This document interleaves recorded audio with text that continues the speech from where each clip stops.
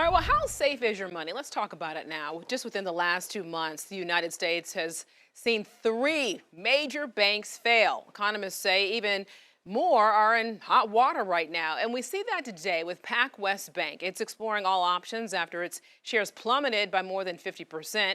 Queen City News Chief Business Correspondent Taylor Young tonight joins us live near Uptown. Taylor, is this having any impact on how trusting people are in terms of the whole banking system?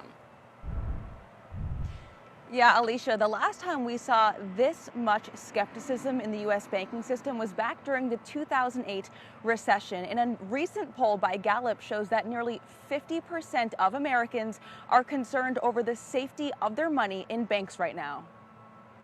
The number is high, 50%. Big banks cover nearly entire blocks in uptown Charlotte. Those walking in and out of them had a lot to say about the American banking system. We trust our banks because if you have under 250K, you are guaranteed by the FDIC. Since March, the U.S. has lost three major banks. Silicon Valley Bank was the first to go under. 2 days later, Signature Bank failed. And on Monday, First Republic Bank faced mandatory closure by regulators. The minute that one bank looks like it's in trouble, everybody searches for, okay, which one's next, which one's next, which one's next. The recent failures are having a ripple effect across the entire banking sector and customers' trust. Maybe it's not as bad as we think it is. Depending on who you ask. Well, I would be concerned too, because for the banks themselves, what's happening today, it's just a repeat of what happened a decade ago. About half of Americans say they're concerned over the safety of their money in the bank. Are those concerns warranted? Yes. In any bank failure, the FDIC insures up to $250,000 per depositor per bank.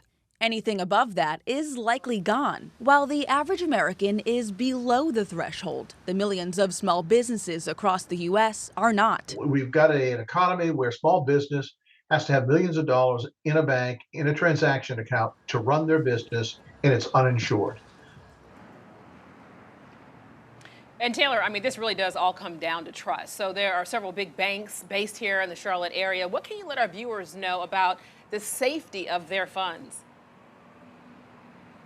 Yeah, Alicia, fortunately for customers of Bank of America and Wells Fargo, banks of that size, their money is considered safe. Economists go as far as saying that these banks are too big to fail. And many of these banks right now are actually seeing an increase of customers following the collapse of those smaller regional banks. Alicia? All right, Taylor Young reporting from Uptown tonight.